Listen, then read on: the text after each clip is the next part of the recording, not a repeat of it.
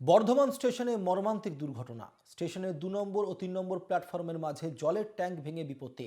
মৃত ৩, জখম ৩৭। রেল স্টেশনগুলির নিরাপত্তা নিয়ে উঠছে প্রশ্ন। ২০২০ সালে বর্ধমান স্টেশনে ঢোকার মুখে ভেঙে পড়েছিল ঝুল বারান্দা। বুধবার সেই বর্ধমানেই প্ল্যাটফর্মের ওপর ভেঙে পড়ল জলের ট্যাঙ্ক। রাতে ২ নম্বর প্ল্যাটফর্ম দিয়ে ট্রেন চলাচল স্বাভাবিক করা হয়। দুর্ঘটনা এলাকা ঘিরে রেখেছে রেল কর্তৃপক্ষ। বুধবারের এই ঘটনার পর রেলের সুরক্ষা নিয়ে প্রশ্ন তুলতে শুরু করেছে নিত্যযাত্রীরা। মৃতদের পরিবার পিছু ৫ লক্ষ টাকা এবং আহতদের ৫০,০০০ টাকা করে ক্ষতিপূরণ ঘোষণা করেছে রেল কর্তৃপক্ষ। এই মুহূর্তে এই বিস্তারিত জানতে এ বিষয়ে আমাদের সঙ্গে রয়েছেন আমাদের বর্ধমান থেকে প্রতিনিধি মোহাম্মদ খান। মোহাম্মদ, যে বিষয়ে জানতে চাইবো, যে কটা মানুষ আহত হয়েছেন তাদের এখন অবস্থা কেমন?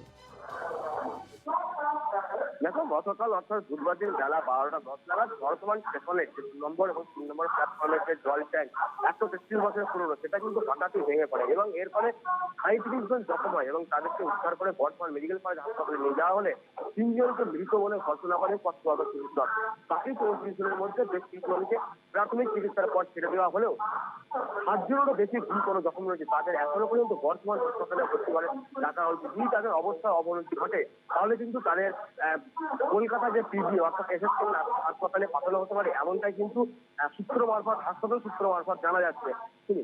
এখনো পর্যন্ত মোহাম্মদ দেখতে পাচ্ছি যে জলের ট্যাঙ্কটি যে প্রাপ্ত অবস্থার মধ্যে রয়েছে, সেটাকে যদি সরানো না যায় তাহলে সেখান থেকেও কিন্তু আবারও কোনো রকমভাবে দুর্ঘটনা ঘটতে পারে।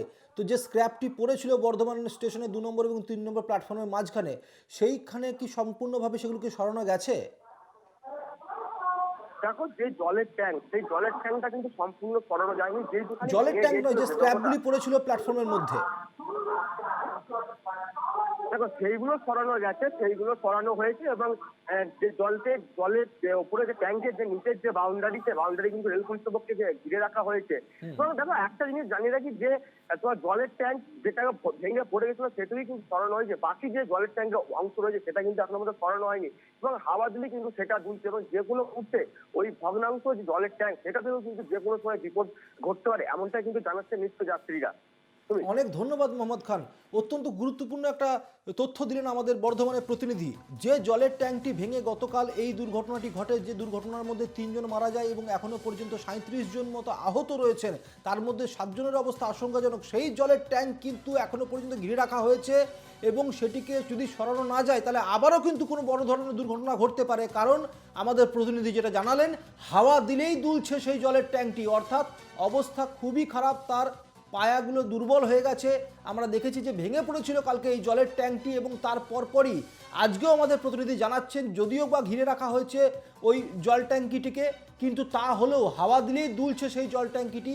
যদি অতি শীঘ্রই সেটিকে সেখান থেকে সরানো না যায় তাহলে কিন্তু আবারও কোনো একটা দুর্ঘটনা ঘটতে পারে বলে জানালেন আমাদের প্রতিনিধি।